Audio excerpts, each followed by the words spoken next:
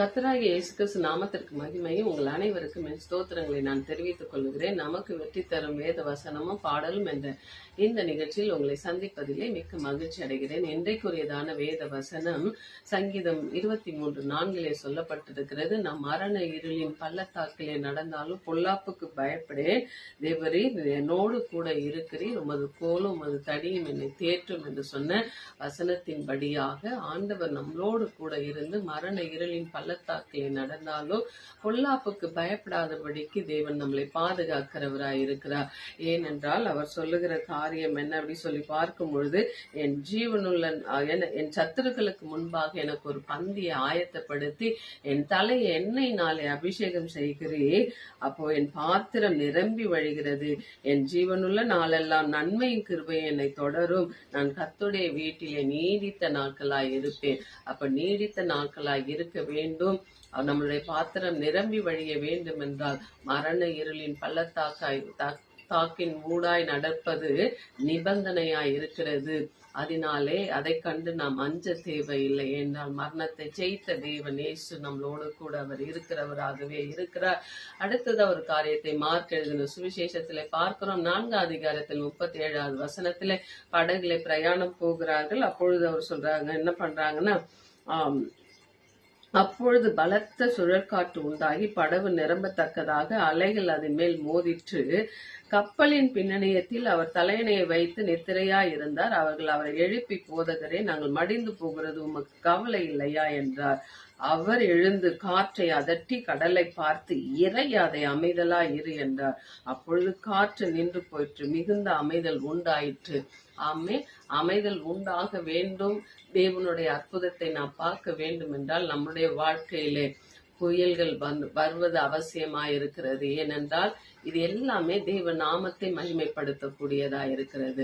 அப்படியாக இதை உணர்த்தும் வண்ணமாக ஒரு பாடலை பாடி நம் தேவ நாமத்தை நாம் மகிமைப்படுத்தலாம். அல்லேலூயா. மரண பள்ளத்தாக்கில் நான் நடந்த வேளைகளில், மரண பள்ளத்தாக்கில் நான் நடந்த வேளைகளில், கர்த்தரே என்னோடு இருந்து தேற்றினார் தம் கோலினார், பாத்திரம் நிரம்பி வழிய ஆவியால் அபிஷேகித்தார், பாத்திரம் நிரம்பி வழிய ஆவியால் அபிஷேகித்தார். அஞ்சிடே அஞ்சிடே, என் இயேசு என்னோடு இருப்பதா, அஞ்சிடே அஞ்சிடே, என் இயேசு என்னோடு இருப்பதா.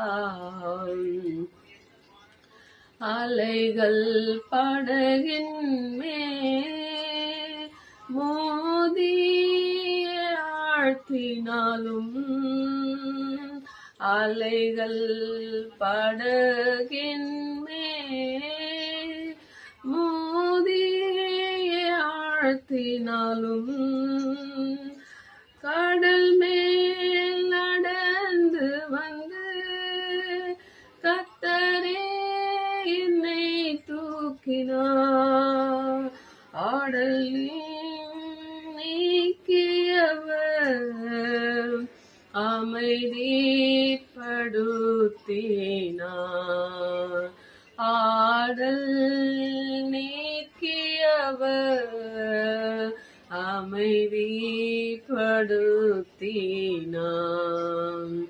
அஞ்சிடேன் அஞ்சிடேன், என் இயேசு என்னோடு இருப்பதா, அஞ்சிடே அஞ்சிடே, என் இயேசு என்னோடு இருப்பதா. நன்றி ஆண்டவரே. அப்பாவுமே நாங்க துதிக்கிறோம். இந்த வேளையிலும் நம்ம வாழ்க்கையில மரண இருளின் பள்ளத்தாக்கு ஒன்று இருந்தால்தான் நம் சத்துருக்கு முன்பாக நம் தலை உயர்த்தப்படுவதை நம்மளால பார்க்க முடியும். அத போல நம்ம வாழ்க்கை என்கிற படகுல விசுவாசம் ஒளிந்து போகும்படியாய் பல சூறை காற்றுகள் வீசி வாழ்க்கை என்கிற படகை அமிழ்த்தது அது பார்க்கலாம். ஆனாலும் அது நம்மளை சேதப்படுத்தாது. ஏனென்றால் நம்முடைய வாழ்க்கை படகிலே நம்மளை காப்பாற்றுகிற தேவன் இயேசு கிறிஸ்து நம்மளோடு கூட இருக்கிறவராகவே இருக்கிறார். அவர் நம்மளை தேற்றுகிறவராய், பயப்படாதேன்னு சொல்லுகிறவராய் இருக்கிறார். நம்மளை விசுவாசத்திலே வளரும்படியான பல கிருபைகளை பெருக செய்யும்படியா அவருடைய கோலினாலும் அவருடைய தடியினாலும் தேற்றி அவருடைய எண்ணெயினாலே நம்மளை அபிஷேகம் செய்து நீடித்த நாட்களை அவர் வீட்டுல தங்க பண்ணுகிறார். ஆமென். God bless you.